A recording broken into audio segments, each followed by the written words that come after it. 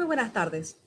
La Biblioteca Departamental es un área de la Gobernación de Santa Cruz que alberga documentos históricos del proceso de desarrollo del departamento, con el objetivo de acercar a nuestro público a los libros, la lectura, a nuestros escritores, gestores culturales y a nuestra historia, es que venimos realizando diferentes actividades de manera presencial y online.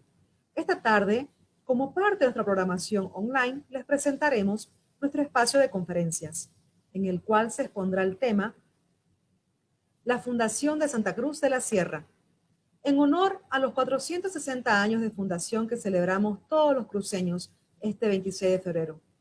Agradecemos a Café Patrimonio por el apoyo que brinda a la Biblioteca Departamental, permitiendo que nuestros usuarios se sirvan un café boliviano con calidad de exportación. Agradecemos también a Fundación Cotas por permitirnos llegar a través de su señal a los hogares de nuestro departamento, a través de sus canales 519 señal HD, 15 señal digital, 7 señal analógica. Esta tarde tenemos el placer de poder contar con la presencia de la licenciada Paula Peñas Boom. Ella es historiadora, investigadora y también directora del Museo de Historia de la Universidad Autónoma Gabriel René Moreno. Muy buenas tardes, licenciada Paula. Buenas tardes, Osana. Un gusto estar nuevamente con ustedes y, por supuesto, con su gran público, con todos los que tienen en la Biblioteca Departamental del Gobierno Departamental de Santa Cruz un espacio para conocer más sobre su historia, su desarrollo y todo lo que significa el ser cruceño. Muchísimas gracias, Alicia, por permitirnos acercarnos un poquito más a nuestra historia, a la historia de Santa Cruz de la Sierra y conocer al respecto de ella. Estoy segura que las personas que están en sus hogares van a estar atentas para poder aprender de la mano de todo el conocimiento que usted tiene. La dejamos para que usted pueda realizar la exposición en pantalla. Muchas gracias, Alicia. Bueno, muchísimas gracias a todos los que están viendo esta conferencia. En realidad es una aproximación para que entendamos el proceso de fundación de Santa Cruz de la Sierra. Nuestra ciudad cumple este 26 de febrero de 460 años de haber sido fundada, pero lo más importante es que tenemos 40 años para organizar el quinto centenario, para que Santa Cruz se plantee qué quiere tener dentro de 40 años, cómo quiere celebrar sus 500 años de haber sido fundada, qué condiciones de vida deben tener nuestros habitantes, qué tipo de educación, qué tipo de escuela, la ciudad que debe ofrecer a todos y cada uno de nosotros. Entonces, vamos a ver qué fue lo que motivó a ese grupo de conquistadores que permitieron o lograron fundar nuestra ciudad un 26 de febrero de 1561. Voy a ir con la presentación, por favor. Muy bien. Entonces, vamos a ir. Y esta presentación se llama Los metales y la fundación de Santa Cruz de la Sierra, porque vamos a ver cómo este deseo de encontrar metales preciosos, esos mitos del Dorado, del Gran Paitití, del Gran Mojos, estaban desarrollados entre todo este grupo de conquistadores, pero también entre la población indígena, porque tanto los indígenas como los conquistadores querían encontrar los fabulosos reinos del metal para abastecerse del metal. No solamente los conquistadores querían metal, sino también los indígenas. Entonces, vamos con la presentación. Primero, para que nos quede claro, después de que Colón descubrió América en 1492, y se dan cuenta próximamente, después de que Américo Vespucio dice que no es ni la India ni la China, sino un nuevo continente, los conquistadores van a seguir buscando un paso interoceánico. En realidad, al rey de España lo que le interesaba era llegar a las Islas Molucas, llegar a la China, llegar a la India. América estaba pues interpuesta en este camino y había que buscar un paso interoceánico. Se lo hacía desde América Central, pero también se lo buscaba hacer desde América del Sur y también desde América del Norte. En esa búsqueda del paso interoceánico, en 1500, Pedro Álvarez del Cabral descubre Brasil, pero esto va a pasar a ser posesión de Portugal.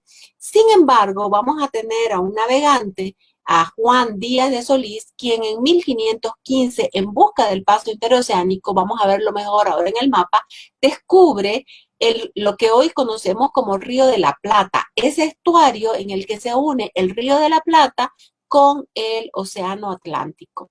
Juan Díaz de Solís fue muerto por los indígenas en este descubrimiento, pero muchos de sus náufragos quedaron en la zona de lo que hoy es Uruguay y el sur de Brasil.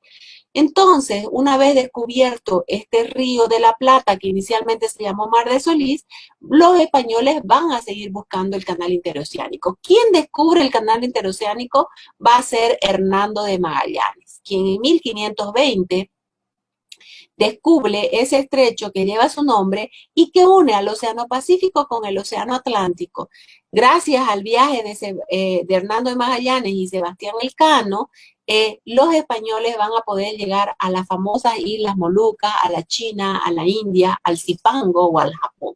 Y una vez pues ya descubierto el canal interoceánico, va a empezar otro proceso que nosotros conocemos como el proceso de conquista. Hasta ahora es el proceso de descubrimiento. En el caso del Río de la Plata, como hemos dicho, Juan Díaz de Solís había entrado en 1515, pero quedaron varios náufragos de su expedición. Uno de esos náufragos es Alejo García. Este Alejo García había escuchado de los indios de la zona del Río de la Plata, de la zona del sur de lo que hoy es Brasil, de Uruguay, la existencia de un reino rico en metales, ¿no? Por lo tanto, Alejo García cruza el continente y va a llegar hasta las inmediaciones de lo que ahora es la ciudad de Sucre, ¿no? En Bolivia, y ahí va a obtener los primeros objetos de plata. Estos objetos de plata van a venir de vuelta con Alejo García hacia la costa atlántica, pero en su vuelta en el río Paraguay va a ser asesinado por los indios del río Paraguay, que también querían las riquezas del metal. Entonces, quiero que quede claro que la búsqueda del metal no es solamente algo de los españoles, sino también de los indígenas. Entonces, Alejo García y todo las riquezas de metal que traía van a quedar en manos de los indígenas que lo mataron. Un año después del viaje de Alejo García, Sebastián Gaboto, que era un marino a las órdenes de la corona española, ingresa por el Río de la Plata, por ese Mar de Solís, sube más o menos río arriba hasta llegar a la confluencia con el río Bermejo. En ese viaje, Sebastián Gaboto obtiene objetos de plata. Y estos objetos de plata se los lleva al rey de España. En realidad, los primeros objetos de plata que el rey Carlos V obtiene de América del Sur van a ser los que le lleva Sebastián Gaboto, porque simplemente para recordarle, los otros objetos que va a obtener va a ser en 1534 de parte de Francisco Pizarro. Por lo tanto, los primeros objetos entonces de plata, por eso es que se llama el Río de la Plata, obtiene el rey de esta expedición de Sebastián Gaboto. Aquí tenemos un mapa para que ustedes puedan darse cuenta de lo que hablo del paso interoceánico, ¿no? Nosotros tenemos ahí cómo los españoles están buscando el paso interoceánico, lo buscaban aquí por lo que ahora es Panamá, ¿no? Lo buscaban, hacían sus expediciones a lo largo de la costa sudamericana, y es en ese momento que ellos descubren el Río de la Plata, y ya va a ser Sebastián Gaboto quien en 1520 encuentre el famoso Estrecho de Magallanes, ¿no? Y con ya el descubrimiento de Magallanes y Sebastián Elcano en esta primera vuelta al mundo, los españoles se van a concentrar entonces ahora en el proceso de conquista y descubrimiento del interior del continente. Como les decía, Sebastián Gaboto en 1526 ingresó por el Río de la Plata y más o menos llega hasta esta zona.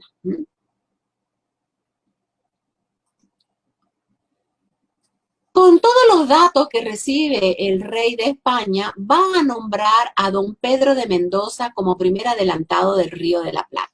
Esto es muy importante, señores, porque nosotros tenemos que romper ese mito que se nos ha enseñado en la escuela de que los conquistadores como Hernán Cortés o Francisco Pizarro eran personas que tenían poca formación, lo que no es cierto porque Hernán Cortés era abogado, y que venían solos a América. En el caso aquí que tenemos de el adelantado Pedro de Mendoza, en 1536 él organizó su viaje hacia el Río de la Plata.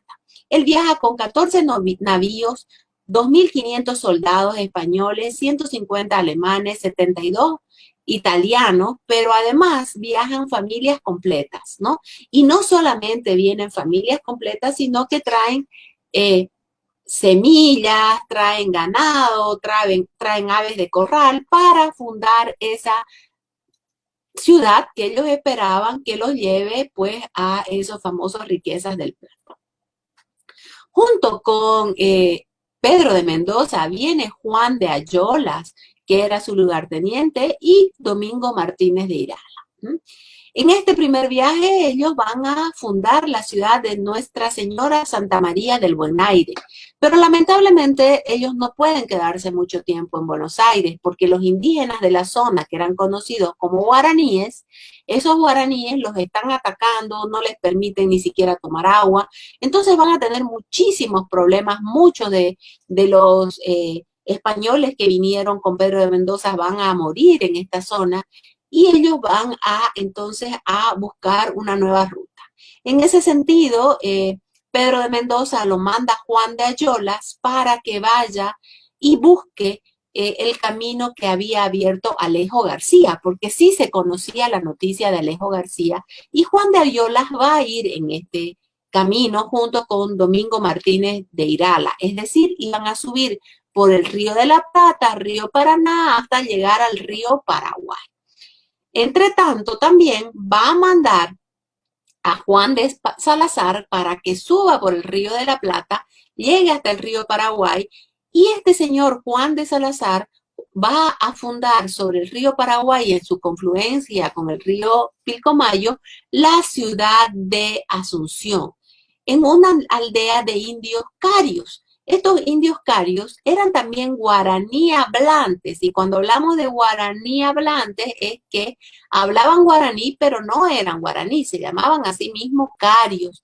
Esto nos debe quedar muy claro. El hecho de que hablemos el mismo idioma no tiene nada que ver con nuestra condición de nacionalidad, ¿no? Entonces, los guaraníes de Buenos Aires hablaban guaraní, y los carios de Asunción también hablaban guaraní. Ellos van a fundar Asunción sobre una aldea del cacique Lambaré. Hoy en Asunción, quien conoce, existe el barrio.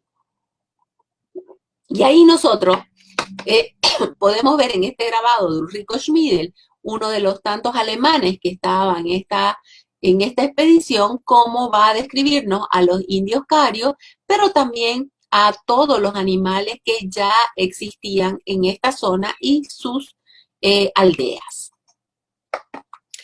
¿Qué pueblos nativos vamos a encontrar en esta zona?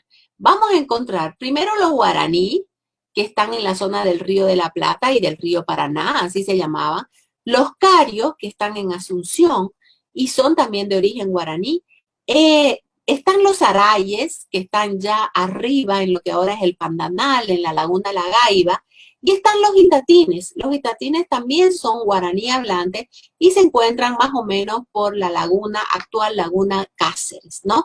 Entonces lo que quiero mostrarles es que en esta zona del río Paraguay había muchísimos indígenas. Estos indígenas estaban en constante lucha y en constante enfrentamiento por la dominación de los recursos, ¿no?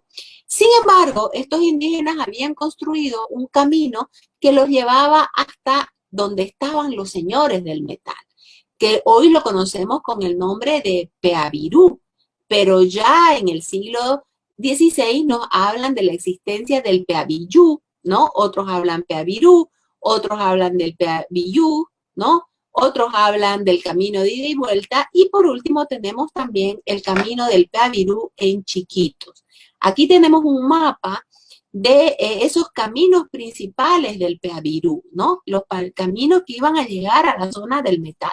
Como ustedes ven, esos caminos cruzan nuestro departamento y su objetivo era pues llegar hasta donde se encontraba el metal, que era el Imperio Inca, pero esos caminos tienen muchos caminos secundarios. Aquí vemos Uruguay, aquí vemos Río Grande do Sul, Santa Catarina, ¿no? Mato Grosso do Sul, Mato Grosso, que son todas estas Paraná, donde están cruzando los indígenas en busca del metal. Y por supuesto, desde Asunción y lo que es Paraguay y Uruguay también habían otros caminos.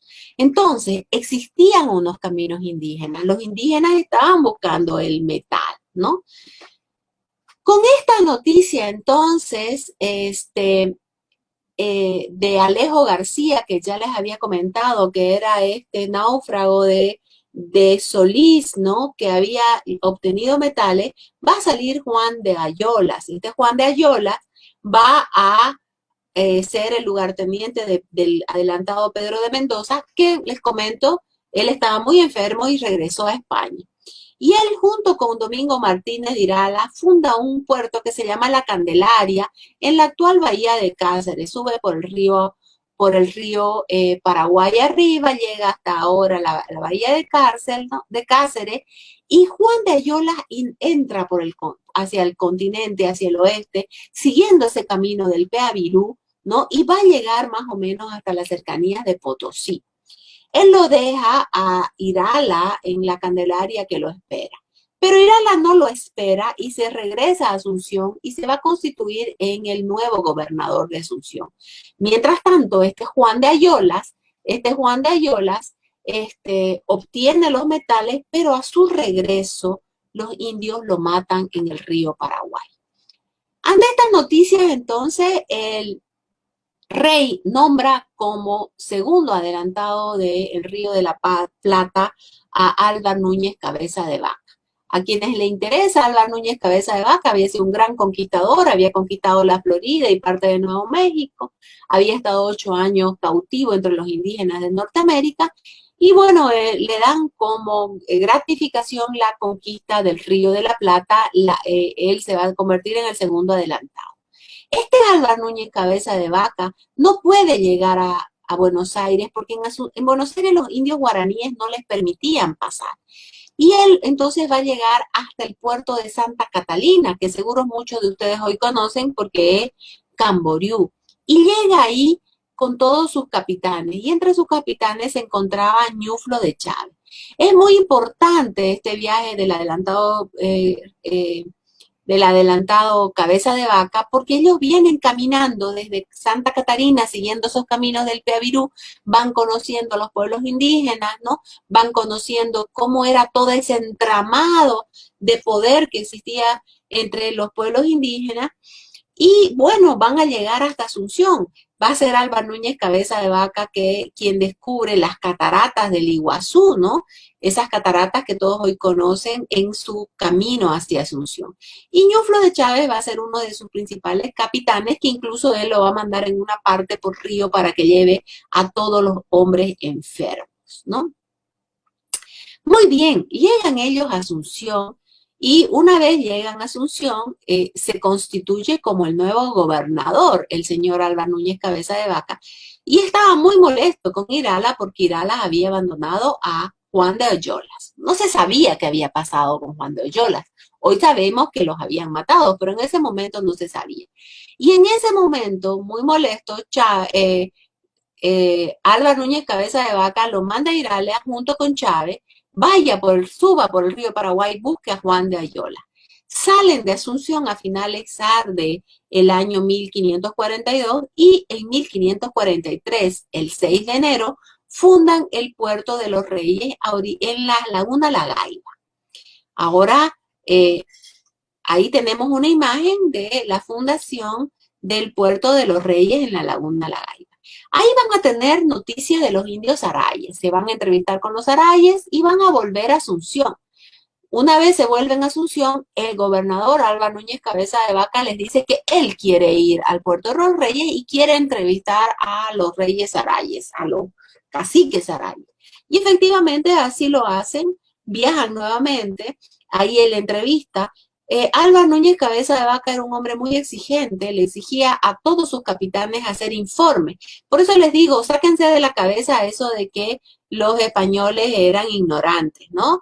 El mismo Irala había sido notario y no, Ñuflo de Chávez era capitán del ejército, por supuesto, leía y escribía y van a escribir sus informes de manera permanente.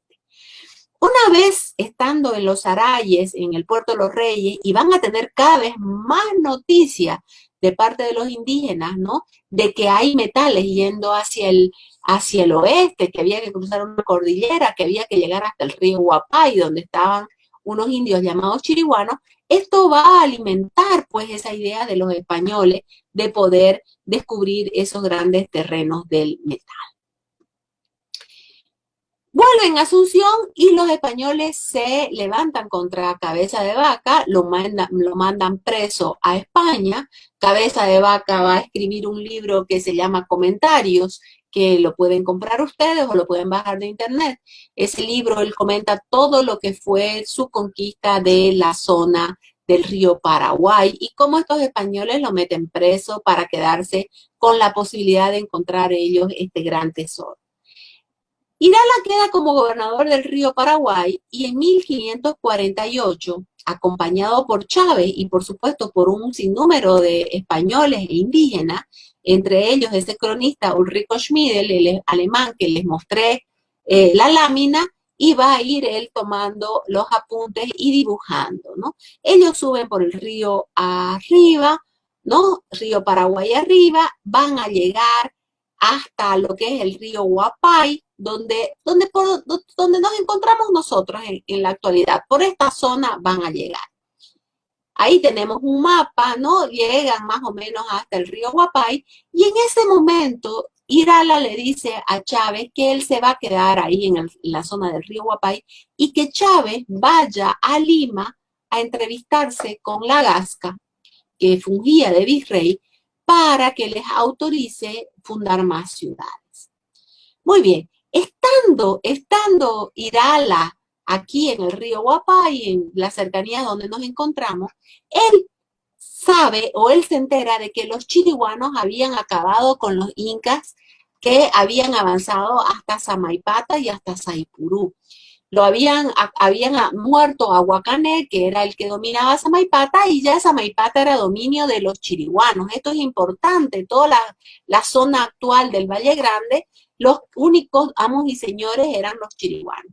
Y también se habían enterado que en Saipurú, donde los indígenas del Imperio Inca sacaban metales, habían tomado preso a Condori, que era el representante del Inca, y que Irala lo llega a conocer, porque este representante del Inca estaba preso de los chiriguanos, él y sus mujeres, ¿no? Irala pues quería saber dónde se encontraba la famosa Sierra del Plata.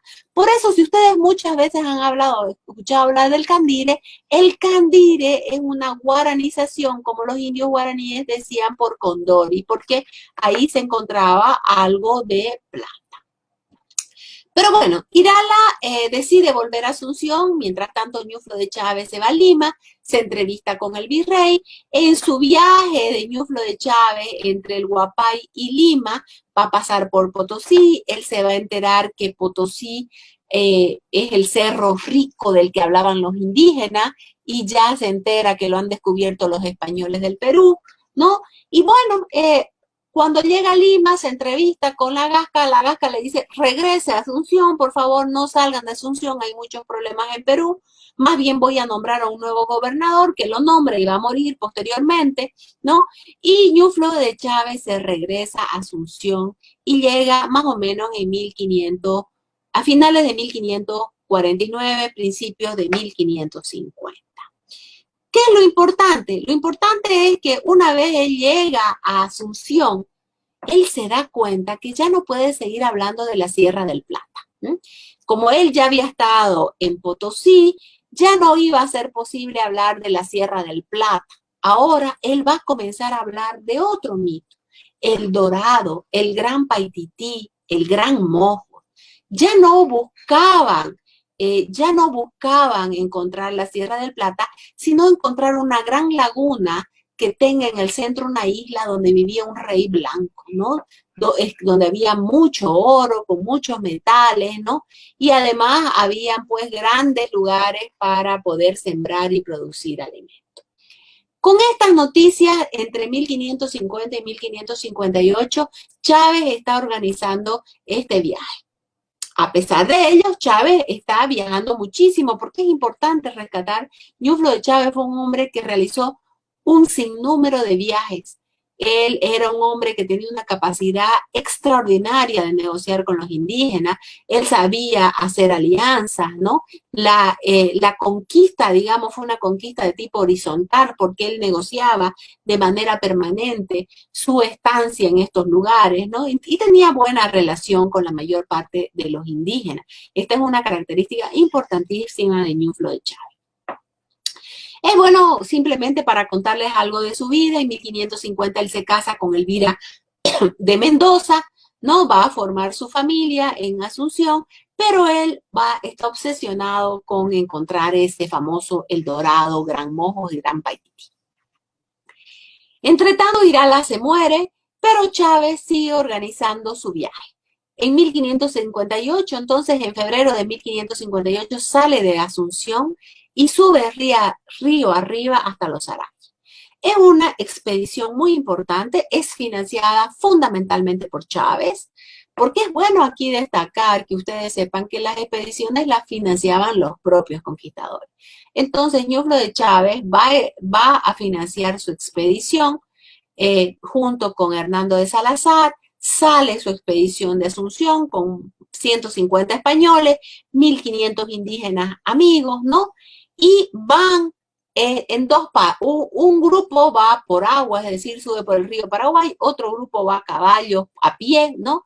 Y van a subir el río Paraguay hasta que llegue más o menos a la laguna de Cáceres, y de ahí van a seguir todos ya en canoa, incluyendo en canoas y bergantines. Las canoas son de los indígenas, hasta los Arayes. Llegan efectivamente a los Arayes en julio de 1558.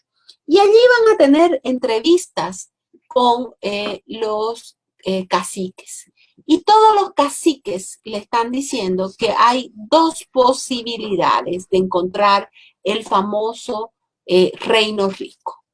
La primera posibilidad, le dice, cruce el territorio, llegue hasta la cordillera, hasta las tierras de Candire, hasta el río Guapay, y de ahí va a tener que cruzar una cordillera que allá se encuentran los señores del metal. Ñuflo sabe que se está refiriendo a lo que fue el Imperio Inca. Pero hay una segunda posibilidad, cruce a los indios que llaman chiquitos, Tapuy Muri, así le llamaban. No es porque fueran chiquitos, pero era como le llamaban los guaraníes. Va a llegar hasta donde están los indios timbúes. Timbúes significan que usan un aro entre los dos orificios de la nariz. No es el nombre de ninguna nación indígena, es simplemente hacer referencia al aro que usan, y hasta que lleguen a los mojos, que ahí están los otros señores del metal, señores muy chicos del metal. Bueno, en ese sentido, Chávez, que tenía como obligación fundar una ciudad en los Arayes, no la funda, y va a cruzar hacia los chiquitos. Pero Chávez va a tener problemas con los chiquitos.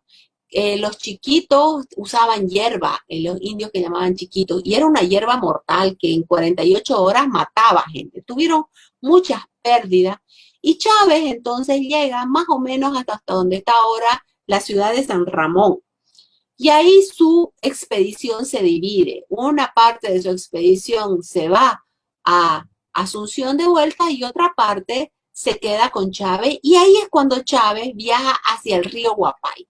¿Por qué hacia el río Guapay? Porque él ya conocía esa zona, ya había estado 10 años atrás con Irala, ya conocía a los chiriguanos, ya conocía a los tamacosis, entonces eran amigos. Y necesitaba organizarse con sus amigos para poder llegar al famoso Gran Mojo o Gran Paititi. Cuando llega al río Guapay, funda una pequeña ciudad que llaman Nueva Asunción. ¿Y por qué Nueva Asunción? Porque era la manera de demostrar su lealtad a Asunción. Y manda a su cuñado, Diego de Mendoza, a que vaya hacia el sur en busca de los chiriguanos. Y ahí es cuando se enteran que había otro español. Ese otro español era Andrés Manso, que estaba mandado desde la audiencia de Charcas justamente para fundar una ciudad entre los chiriguanos. ¿Cuál era el objetivo de Andrés Manso?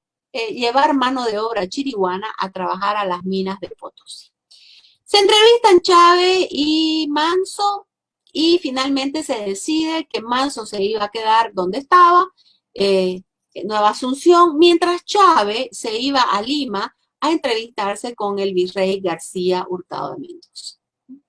¿Por qué que Manso acepta? Porque Chávez ya había estado desde 10 años antes en esta zona, por lo tanto Chávez tenía mayores posibilidades y mayores privilegios porque fue el primero en llegar, ¿no? Manso había llegado recién en 1559.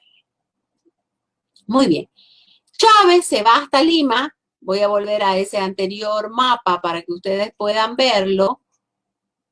Chávez, aquí tenemos el segundo viaje de Chávez, ¿no? Él sale de Asunción, va hasta Los Arayes, ¿no? Viene hasta la zona de donde está San Ramón y se queda en el Huapay. Viaja por segunda vez Chávez a Lima. Y en este viaje, por segunda vez de Chávez a Lima, se entrevista con el virrey García Hurtado de Mendoza. El virrey le dice, muy bien, vamos a crear una nueva gobernación, que es la gobernación de Mojos. Justo el día 15 de febrero de 1560 se creó la gobernación de Mojos. Esta fecha también es importante. Se creó con el nombre de Mojos porque estaban en busca de los Mojos, pero rápidamente, señores, se va a cambiar de nombre a Gobernación de Santa Cruz de la Sierra. Cuando Chávez llega y le da esa noticia a Manso se molesta. Pero el virrey había determinado que Manso se vaya hacia el río Parapetí, donde lo habían mandado, porque él había recibido dinero. Manso viajó con el dinero de la audiencia para fundar esa ciudad. Ya con todos los títulos claros, pese a que el virrey había nombrado a su hijo como gobernador de Santa Cruz, Chávez va a asumir, dado que su hijo seguía en Chile. Chávez regresa, más o menos en esta zona era donde estaba Nueva Asunción, y Chávez se regresa ahí y le cambia de nombre a La Barranca. Deja en La Barranca a 30 hombres y les manda a hacer expediciones para encontrar el famoso Dorado o Gran Paitití o Gran Mojo. Y Chávez se vuelve hacia un territorio que era muy parecido a su ciudad natal, Santa Cruz de la Sierra, en España, y funda la ciudad de Santa Cruz de la Sierra el 26 de febrero de 1561. Si ustedes pueden ver, aquí tenemos una serie de serranías, ¿no? Esas son las serranías que pensaban inicialmente que eran esas serranías ricas y después se van a dar cuenta que son estas. Funda Santa Cruz de la Sierra y como muy bien los dicen muchas de las personas que estaban con Chávez, porque fue en un paraje muy parecido a la Santa Cruz de la Sierra de Extremadura, España, donde él nació. Entonces funda Santa Cruz de la Sierra y se establece en Santa Cruz de la Sierra. Su principal objetivo era encontrar las famosas minas, ¿no? Va a ser una serie de viajes Chávez para encontrar esos terrenos. Volvamos entonces un poquito atrás. Como les había dicho, el virrey nombra a su hijo García Hurtado Mendoza como gobernador y a Ñuflo como teniente de gobernador, es decir, el sustituto. El que era nombrado gobernador nunca viene, por lo tanto se queda Ñuflo con el título de gobernador y Ñuflo funda la ciudad de Santa Cruz de la Sierra el 26 de febrero de 1561 en la zona de hoy conocemos como provincia de Chiquitos. No tiene nada que ver con los indígenas chiquitos que todavía seguían atacando, y ahí se iba a establecer la nueva gobernación. El señor Manso se tiene que ir hacia el sur, hacia el Parapetí, y funda la ciudad de Santo Domingo de la Nueva Rioja sobre el río Parapetí. Sin embargo, ¿qué sucede? En 1564, los chiriguanos atacaron la ciudad de Santo Domingo de la Nueva Rioja, mataron a Manso y a toda su gente. Solo se salvaron 2 personas que fueron corriendo a Santa Cruz de la Sierra a avisar. Y entonces ya los llanos de Manso se van a unir a la gobernación de Mojo y a partir de 1570 pasará a llamarse Gobernación de Santa Cruz de la Sierra. Por lo tanto, es importante que mantengamos el nombre de Santa Cruz de la Sierra, ¿no? Entonces, Santa Cruz va a quedar como una gobernación en la zona periférica, expuesta a las agresiones de los indígenas. Volvamos a Chávez. Chávez había fundado primero Nueva Asunción, de ahí le cambia el nombre a La Barranca, establece ahí una pequeña ciudad que los chiriguanos la queman también, pero queda como un punto. La Barranca podría ser lo que ahora es Pailón. Y en 1564 Chávez se regresa a Asunción a traer a su familia. Viene Chávez con toda su familia, llega en 1566. Pero es muy importante esto porque Chávez no solamente viene con su esposa, sus hijos, sus cuñados, sino que junto con Chávez viene muchísima gente de Asunción esperando encontrar el famoso dorado Gran Paititi. Además se viene el gobernador de Asunción, se viene el obispo para poder hablar pues con el virrey que estaba en Lima. Ellos van a seguir su viaje. ¿Qué sucede con Chávez? Chávez estaba obsesionado en encontrar esas minas. En 1568 él ya tenía noticias de las minas de Itatín.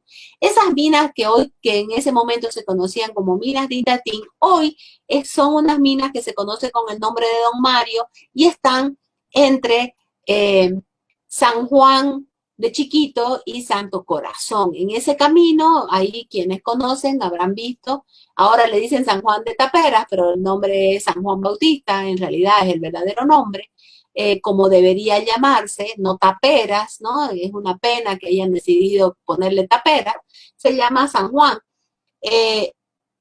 Chávez está yendo en búsqueda de esas minas, si bien él tenía buena relación con los itatines, sin embargo va a ser asesinado en manos de un cacique en la zona de Itatín.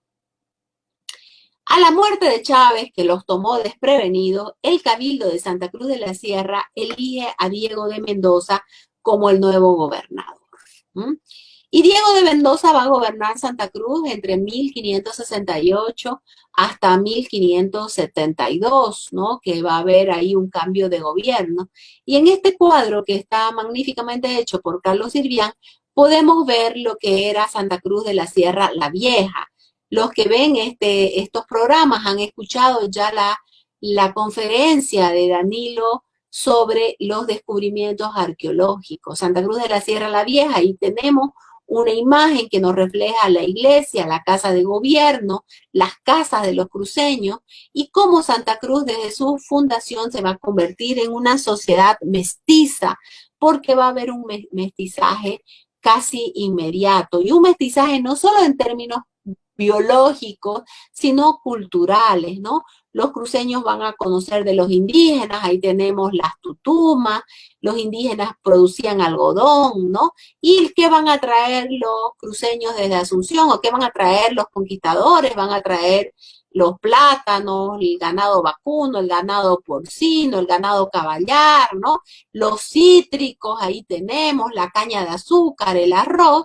Por su lado, los indígenas van a tener también su conocimiento, la yuca, el zapallo, el tabaco, los porotos, ¿no? El maní que se producía en esta zona, y nuestra cultura va a ser pues una fusión, ¿no?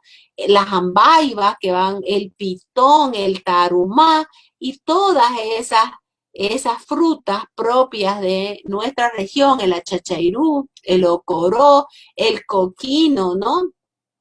Todas esas frutas, el guabirá, aguaí y tantas otras que los españoles van a conocer de parte de los indígenas y los indígenas van a conocer también de parte de los españoles. Los españoles, como dijimos, traen también la fragua para producir hierro y eso es importantísimo. También traen el ganado vacunos, sobre todo los bueyes que van a servir para tirar los carretones, y por supuesto va a haber una simbiosis de todas las culturas, tanto de los españoles que llegaron, de los criollos que vinieron de Asunción, de los mestizos que llegaron de Asunción, y muchos también que llegaron de la otra zona del Perú, más los diferentes pueblos indígenas que habitaban este territorio. Por lo tanto, el castellano se va a convertir en la lengua franca, los españoles todos van a hablar castellano. ¿Por qué? Porque era la única manera que podía entenderse un chiriguano con un chiquitano hablando la lengua castellana. Sin embargo, esto no va a significar que no haya problemas. En 1571, el virrey lo nombró como gobernador de Santa Cruz a Juan Pérez de Zurita, ¿no? Y esto va a generar un conflicto entre Juan Pérez de Zurita y Diego de Mendoza. Este conflicto, que podemos hablar en una próxima conferencia, va a terminar con la muerte de Diego de Mendoza en Potosí y Diego Gómez, Diego el gobernador de Santa Cruz de la Sierra y Diego Gómez el alcalde, que van a enfrentar a Pérez de Zurita. Y el gobernador Pérez, el virrey Pérez de Zurita, no contento con haber mandado matar, cortándole la cabeza a Diego de Mendoza, lo vuelve a mandar a Pérez de Zurita como gobernador. Y esto va a causar mucho malestar entre los cruceños. A los cruceños les va a molestar mucho esa actitud del virrey Toledo. Sin embargo, en 1580 va a nombrar a Lorenzo Suárez de Figueroa como nuevo gobernador, y Lorenzo Suárez de Figueroa es un hombre que entiende muy bien a los cruceños. Él también quiere encontrar el Dorado o el Gran Paitití. Va a fundar otra ciudad, la ciudad de San Lorenzo, sobre el río Grande Huapay, otra ciudad, Santiago del Puerto, allá donde es ahora San Ramón. Y aquí vamos a ver algo que es muy importante. Voy a volver a ese mapa para que pueda yo explicarles con mayor cabalidad. Aquí estaba fundada Santa Cruz de la Sierra. Aquí funda Lorenzo Suárez de Figueroa sobre el río Grande Huapay, donde es ahora Pailón, la ciudad de San Lorenzo de la Barranca o la Frontera. A los meses nomás de haberse fundado, la traslada al otro bando del río, donde no sabemos exactamente, porque no se han hecho los estudios arqueológicos como los que se han hecho en Santa Cruz de la Sierra la Vieja, pero es entre lo que hoy día es el Puerto Paila y la ciudad de Cotoca, ¿no? Esta zona se conocía Cotoca, ¿no? Que no significa, que no tiene que ver con la ciudad de Cotoca de hoy. Esta zona se conocía como Cotoca. Y esta ciudad de San Lorenzo en 1595 se vuelve a trasladar, porque esta zona no era buena, a orillas del río Piraí, en un lugar que se conocía como Punta de San Bartolomé, que es donde nos encontramos ahora. Pero ¿qué pasó con Santa Cruz de la Sierra? Santa Cruz de la Sierra, la capital de la gobernación, seguía en Chiquitos, ¿no? En 1595 ya está San Lorenzo sobre el río Piraí, y Santa Cruz de la Sierra la Vieja seguía allá en la zona de Chiquitos, en las cercanías de San José. No en San José, como dicen algunos, sino dentro del municipio de San José, a 3 kilómetros de la ciudad de San José, en Chiquitos. Dada su lejanía, en 1601 parte de los cruceños se trasladan a la zona de Cotoca, y ahí se va a establecer Santa Cruz de la Sierra la Nueva. En 1604 ya se trasladan absolutamente todos, pero lo más importante es que en 1621 el rey manda hacer lo que hoy sería un referéndum, a preguntar a los cruceños qué hacer con las dos ciudades, y todos deciden que las dos ciudades se unan, se fusionen y funden o se establezcan, no funden, una nueva ciudad. Es por eso que acá en este cuadro nos muestra la llegada de los cruceños que estaban en ese momento en Cotoca, que se llamaba Santa Cruz de la Sierra la Nueva, y uniéndose con la ciudad de San Lorenzo, que se encontraba sobre el río Piraí, ¿no? Cerca del arroyo del Pari, ¿no? Cerca de la laguna de Arenal, que ven por aquí, ¿no? Está otra laguna que se encontraba más hacia el este. Entonces, nos queda claro que en 1621 deciden fusionar ambas ciudades y a partir de 1622 Santa Cruz y San Lorenzo van a ser una sola ciudad, que va a ser la capital de la gobernación de Santa Cruz de la Sierra y la sede del obispado de Santa Cruz de la Sierra. Muy bien, con todo esto esperamos haber podido esclarecer un poquito esto que tantos líos se nos hacen en la escuela, que nos hablan de la primera fundación, de la segunda fundación, de la tercera fundación. No, les tengo que decir que hubo solo una fundación. La ciudad de Santa Cruz de la Sierra se fundó el 26 de febrero en la zona de Chiquitos. Se trasladó en 1601 a las zonas del río, al bando, en la mano izquierda del río Guapay, y posteriormente se fusionó con otra ciudad que es la de San Lorenzo en 1622. Entonces son dos ciudades, una ciudad de Santa Cruz de la Sierra, otra ciudad de San Lorenzo, ambas ciudades se trasladaron y ambas ciudades se fusionaron. ¿Por qué solo hablamos de una fundación y no primera, segunda o tercera? Porque no se trata, las ciudades se fundaban una sola vez y podían trasladarse las veces que fueran necesarios, así estaba establecido en la normativa española.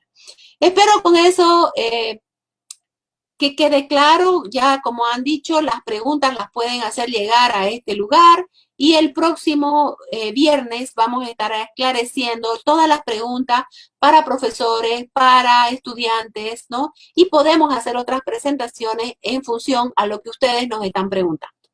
Gracias, Osana. Muchísimas gracias, Licen, por la disertación. La verdad que creo que para el público que nos está siguiendo es muy importante conocer cada uno de estos detalles de nuestra historia cruceña y sobre todo nuestras raíces, ¿no? Ver desde dónde, desde la Fundación de Santa Cruz en adelante, ir conociendo, ¿no? Ese paso a paso que hubo también con las traslaciones de nuestra ciudad. Y bueno, creo que es una obligación de todos nosotros conocer acerca de este tema. Como bien decía la licenciada Paula Peña, todas las preguntas que el público que ha estado presente tenga, podrán realizarlas en los comentarios de esta misma conferencia y las responderemos el próximo viernes en el espacio que tenemos de entrevistas que se llama Tertuleando. Gracias. Hasta luego. Hasta el próximo viernes. Hasta el próximo viernes.